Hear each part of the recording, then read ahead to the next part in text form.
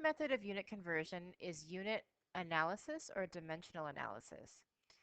A word of warning, this is probably the hardest method to learn, but it is the most powerful, and it is my favorite because of its applications in science. So if you intend to do any kind of science like Chem 20 or Physics 20, you will need to know how to use dimensional analysis.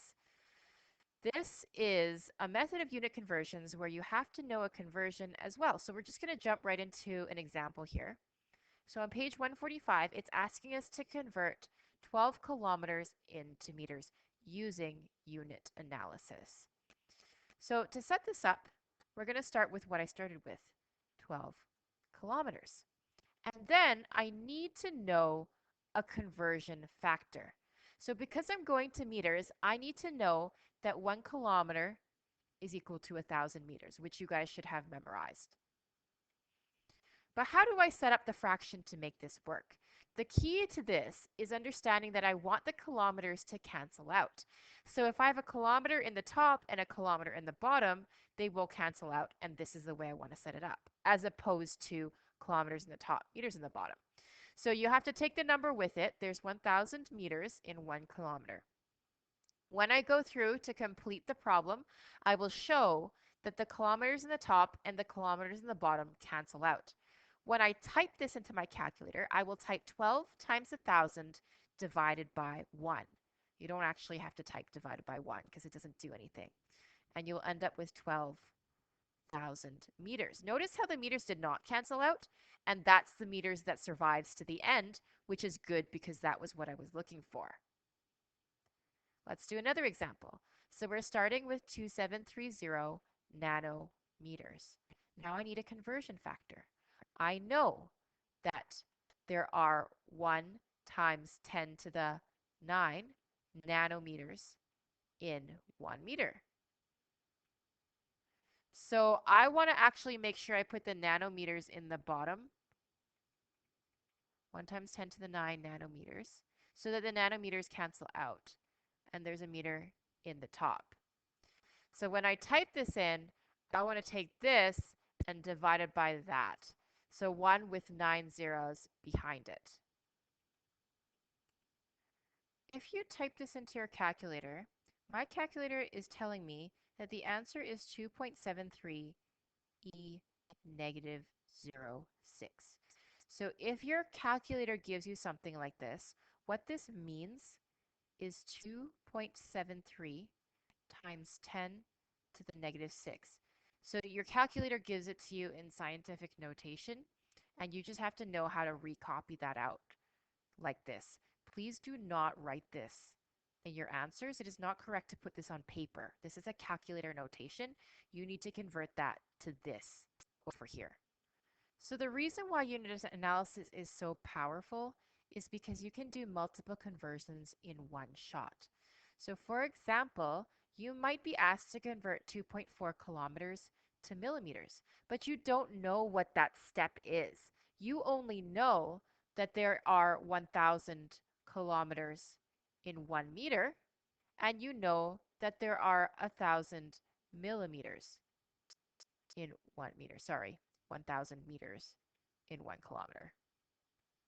So you might have these two conversion factors memorized, but you don't know how to do kilometers to millimeters. So if you want to set up two different conversion factors in one shot, you can. So notice how they've started with kilometers and they've used this first conversion factor to set up the first fraction. And they have strategically put kilometers in the bottom so that they cancel out. And then they have used the second conversion factor to set up the second fraction. And they have strategically put the meters in the bottom so that it will cancel out. And in the end, they will be left with millimeters, which is what they were hoping to get. If you do this, you need to type into your calculator all the tops divided by all the bottoms. So you 2.4 times 1,000 times 1,000, and the ones don't do anything. So if you do that,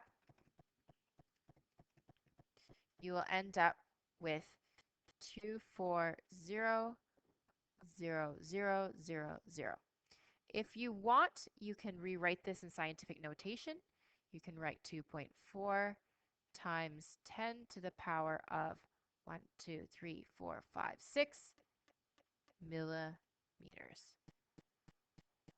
And that's how many millimeters would be in 2.4 kilometers. So let's do an example from scratch.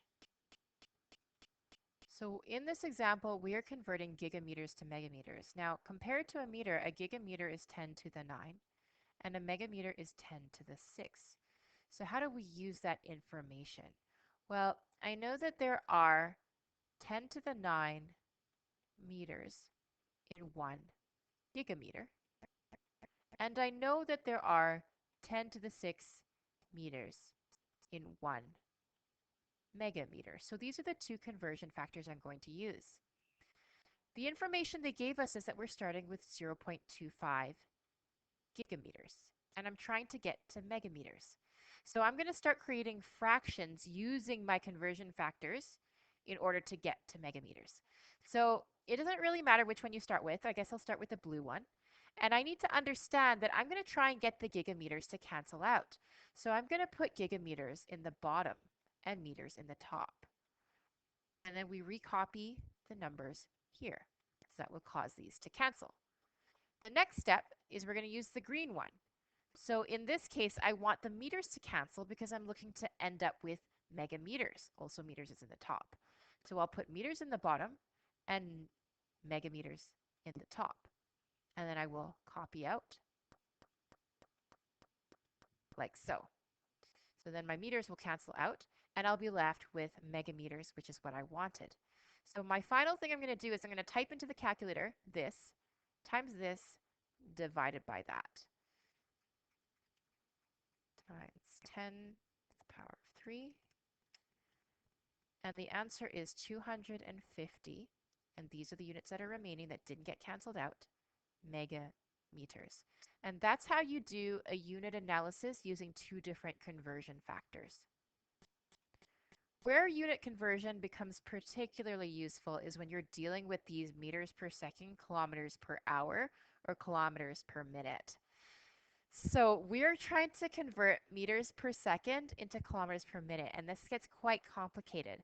So we need to convert meters to kilometers. So the first conversion factor I have to know is that there are 1,000 meters in 1 kilometer. But then I also need to convert seconds to minutes. So there's 60 seconds in 1 minute, and these are the conversion factors we're going to use. So we have started with 50 meters per second. That's what they're putting here. And then we need to set up our conversion factor. So the first one is kilometers to meters. It doesn't matter whether you use the red or the blue first, but it's just going to ask us to do the red first. So I've chosen to put meters in the bottom because I want these meters to cancel out. 1 kilometer here. And then the blue, I've chosen to put the seconds in the top because I want the seconds in the top to cancel out with the seconds in the bottom. So there's 60 seconds in 1 minute over here. So what I will type into my calculator is 50 divided by 1,000 times 60. And I'm going to find that the answer in the end is going to be 3 kilometers per minute. So this is quite a challenging concept, but it is a very important one. If you cannot do proportional reasoning, you'll be fine, but you do need to be able to do unit analysis. So if you're looking for more examples, you want to see more like this, do check out the virtual class that we are going to do on Wednesday. And if you missed the virtual class, you can see the recorded class on under extra videos.